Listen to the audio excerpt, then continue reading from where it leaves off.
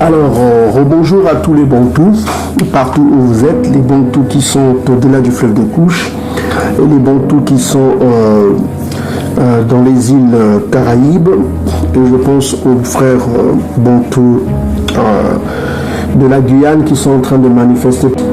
Je pense aux Bantous de Haïti, les Bantous qui sont en Amérique du Nord, du Sud, et qui sont en Amérique du Nord aussi, et qui sont au Moyen-Orient, qui sont en captivité, et les Bantous qui sont parmi les nations, et qui sont allés aussi chercher de quoi nourrir leur famille, qui ont quitté le peuple au-delà du fleuve de Couche pour chercher de quoi nourrir leur famille. Je pense à tous les Bantous partout où vous êtes, que le Tout-Puissant vous bénisse, et je vous remercie de voir nos vidéos, parce que ça permet au réveil du peuple. Donc on est toujours dans la série, on est en train de finir avec la dernière partie de la série sur Édom, parce qu'on va rentrer dans d'autres secrets, on va finir la partie sur Édom. Donc si vous ne prenez pas ce secret, vous allez vous perdre. Suivez attentivement. On a dit que le dragon, dans Apocalypse 12, verset 3, il avait 7 têtes, ok? Mais on va voir qui est ce dragon rouge là. On va commencer au verset, on est à Apocalypse 17, qui va nous révéler ce dragon rouge là, qui avait 7 têtes, ok? Apocalypse 17, verset 5. Sous son front était écrit un nom de mystère. Babylone, la grande mère des impudiques et des abominations de la terre. Donc on voit que ce dragon porte le nom de Babylone. Maintenant, on va au verset 9. L'ange va nous dire qui est ce dragon-là. Les 7 têtes, ça représente quoi? C'est ici l'intelligence qui a de la sagesse. Les 7 têtes sont les 7 montagnes sur lesquelles la femme est quoi? Est assise. Ce sont quoi?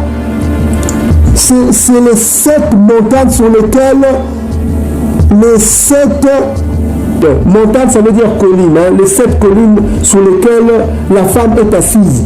Donc on voit que cette femme-là, on l'a décrit Babylone, on l'a décrit qu'elle a 7 têtes, c'est les 7 collines, les 7 montagnes sur lesquelles la femme est assise. Donc on décrit cette femme comme Babylone. Ces 7 têtes représentent les 7 collines sur lesquelles la femme est assise. Ok. Donc, voilà. On va voir qui dans le monde a 7 collines, 7 montagnes. 7 quoi? 7 collines de qui? De qui? Rome. Vous commencez à comprendre. 7 collines de Rome. Vous pouvez voir vous-même, tout est écrit dans Wikipédia. Les 7 collines sont là, on a donné les noms. C'est Rome. Rome. Vous pouvez voir vous-même. On dit que le dragon était rouge, il avait 7 têtes. Les 7 têtes représentent quoi? Les 7 collines. Vous commencez à comprendre, c'est qui a 7 collines, 7 montagnes? C'est Rome. Rome. Ok? C'est Rome. Vous pouvez voir vous-même de l'eau. Voilà quoi. Ok? Ok. Donc on a vu dans Apocalypse 17, on nous a dit que ce dragon rouge a 7 collines, et ce dragon rouge appelle la Babylone. On va voir qui est la Babylone selon la prophétie. Le prophète David a vu qui était la Babylone, qui arrive, la Babylone. Donc on dit ici au verset 7, on dit Eyam, souviens-toi des enfants de qui? Dedans. Qui dans la journée de Salama disait raser jusqu'à ses fondements. Ça c'est là. Il a vu la chute de Salama en l'an 70, hein? La chute de Salama, la chute de Jérusalem en l'an 70. Quand le Bantou était obligé de quitter Isolélé pour venir se réfugier en Afrique centrale, au-delà du fleuve de Couche, en l'an 70. Donc on voit que la prophétie nous montre déjà, c'est pourquoi c'est beau la Bible. Pour comprendre la Bible, il faut avoir le Saint-Esprit. Voyez-vous? Donc on voit ici, Tatanzami, et on va aller au Psaume chapitre 137, verset 7, la prophétie la prophétie de David dit ce qu'il a vu, la nouvelle la nouvelle Babylone qui arrive, qui a 7 collines, hein, selon les 7 têtes représentent les 7 collines, hein, les 7 collines, les 7 montagnes, collines ou montagne, c'est la même chose. Les 7 collines, les 7 montagnes du Vatican, on a vu que c'est Rome. On dit que Tatanza ne souvient-toi des enfants de qui? Des dômes, qui dans la journée de Salam a disait raser jusqu'à ses fondements. Fille de qui? De Babylone. De qui? Babylone. Il a dévasté heureux qui te reparait le mal que tu nous as fait. Ok? Il a fait du mal au bon tour. Il a fait du mal au bon tour. Ces édomites-là ont fait du mal au bon tour. Tatanzam se souviendra d'eux. La fille de Babylone, c'est Edom. Fille de Babylone. Pourquoi on dit fille? Fille, c'est l'enfant. Celui qui vient de Babylone. C'est-à-dire, l'ancienne Babylone, c'était la mère. C'était en Mésopotamie là-bas. Mais la fille, c'est celui qui est sorti de Babylone. C'est la nouvelle Babylone. La nouvelle Babylone, c'est qui? C'est Edom. Et on vous a montré ici que Edom, c'est qui? C'est Rome. C'est là eux-mêmes que Is, c'est qui? C'est Rome. C'est là les jésuites qui ont accès aux bibliothèques secrètes du Vatican. C'est Esaïe, c'est Rome. C'est les Européens. C'est eux, Edom. Donc ici, on voit bien que Psaume 137 nous dit encore la nouvelle Babylone, c'est Edom. C'est Edom. C'est pourquoi leur destruction, si vous allez dans Ésaïe chapitre 34, verset 5 à 10, le feu qui sortira de sera éternel. C'est le même qu'on dit dans l'Apocalypse. C'est un feu éternel. Ils seront détruits. Donc on revient encore dans l'Apocalypse chapitre 12, verset 3. Un autre signe parut dans le ciel. Voici, c'était un grand dragon, rouge, le premier sorti rouge. Genèse 25, 25. Ayant quoi? 7 têtes. Les 7 têtes, on vient de voir dans Apocalypse chapitre 17. Les 7 têtes représentent les 7 collines. Les 10 cornes représentent les 10 rois. Sur ces têtes, les 7 diadèmes. Sa queue entraînait le tiers des étoiles. Le dragon se tint devant la femme qui allait enfanter afin de dévorer son enfant lorsqu'elle aura enfanté. Qu'est-ce qu'on nous dit ici au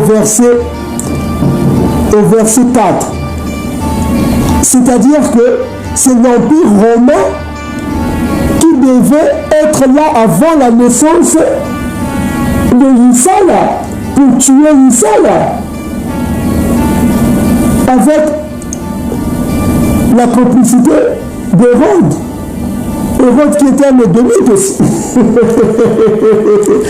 Donc on voit que, on dit que sa queue entraînait le tiers des étoiles du ciel, c'est-à-dire qu'il avait séduit le tiers des étoiles du ciel. Mais on a dit que les 7 étoiles, les étoiles c'était les 12 tribus. Le tiers c'est 3, les 3 tribus. C'était les tribus lévites, Judas et Benjamin. C'est le tiers, les 3 là. Ils ont été séduits par l'Empire romain. Ils ont livré Isaïa aux Romains. On dit que le dragon se tient devant la femme. C'est-à-dire qu'il est venu envahir Isolélé antique. Afin quoi? De dévorer son enfant lorsqu'elle aura enfanté.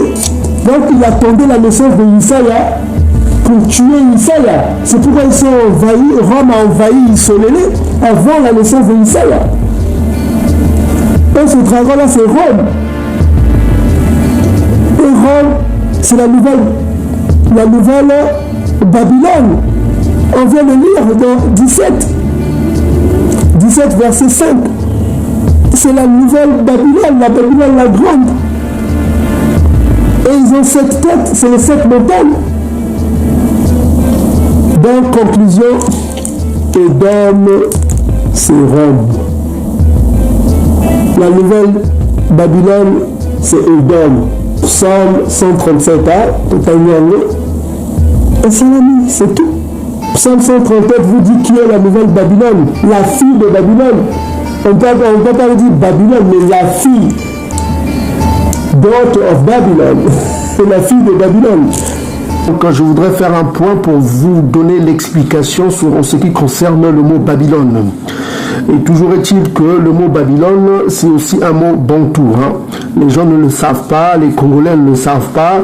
Quand ils lisent la Bible, ils voient des noms, ils ne se rendent pas compte que c'est leurs grands-pères qui ont écrit la Bible, c'est leur Bakoko. Nous, au Congo, on appelle les Nkaka. Les Nkaka, c'est aussi un mot hébreu. Les Bakoko, c'est un mot hébreu.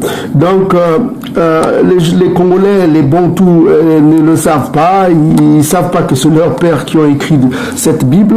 On va encore le prouver. Le mot Babylone que vous avez vu tout à l'heure dans l'Apocalypse et dans le psaume 137 qui définit que Babylone c'est Isso, c'est Édom qui est Babylone. Mais on va voir un peu c'est quoi ce mot Babylone. Ça veut dire quoi? On a défini ici dans Genèse chapitre 11 verset 9, on nous donne la définition du mot Babylone. Donc on va le lire avec vous. C'est pourquoi on l'appelle nom de Babel, car c'est là que Tatanzambi confondit le langage de toute la terre. Donc on voit que le mot Babylone, ça veut dire confusion, parce qu'il a confondu le langage de la terre, parce que les hommes voulaient se lever pour être comme des dieux. Voilà, pour être comme des dieux. Donc on va voir la traduction en hébreu, parce que souvenez-vous, on vous a déjà expliqué que les Bantous parlent hébreu, vous avez des vidéos pour voir cela. On va voir Babylone, ça veut dire quoi en hébreu. Et la traduction hébreu ici, ça se lit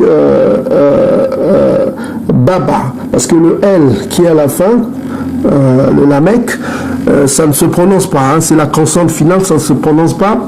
Et la traduction c'est Baba. Baba, ça se dit aussi Beba. Donc c'est deux mots bantous qui veut dire confusion, que ce soit confusion linguistique. Un baba, c'est quelqu'un qui parle mal. Qui parle mal, on peut aussi parler de quelqu'un qui parle mal, qui a des difficultés de langage, on l'appelle baba. Baba en langue Congo. Et